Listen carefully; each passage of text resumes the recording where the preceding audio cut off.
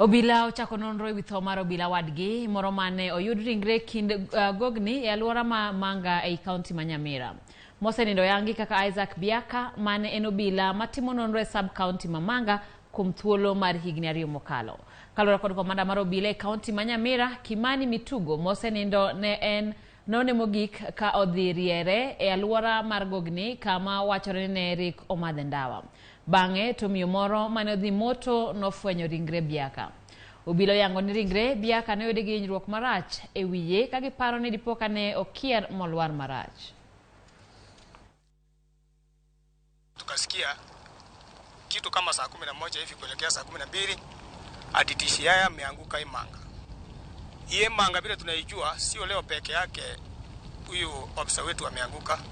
Watu wengi wamekuwa wakianguka hapa Manga.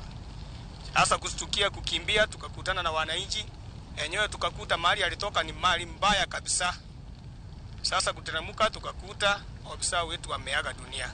Ni mtu ambaye alikuwa anatupenda, na sisi pia tulikuwa tunampenda. Hiyo cliff imeoa watu wengi, sio askari, sio wananchi. Sana maaskari wetu, serikali ichunguze wanakuanga na shida gani, ama wanakuwa na stressed na wakubwa wao ama nini, ndio wanaenda huko kuchirusa.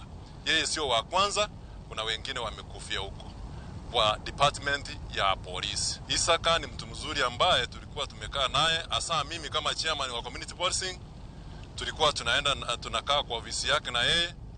Tunaongea mambo mingi kuhusu community, hasa akipata chambo ambalo linamsumbua kwa mambo yake ya upelelezi.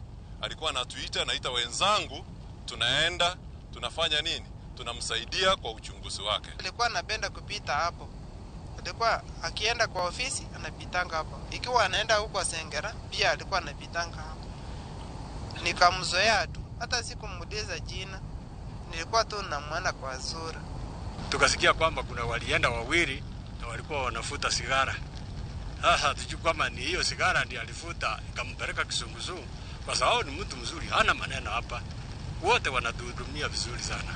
Kwa hivyo tunaomba serikali kama itawezekana iweze kuchunguza ni jambo gani linawasumbua askari, kwa sababu wakati mwingi wengi wanajitupa, wengine wanajinyonga, wengine hasa haijulikani. Hii kitu serikali ichukue hatua.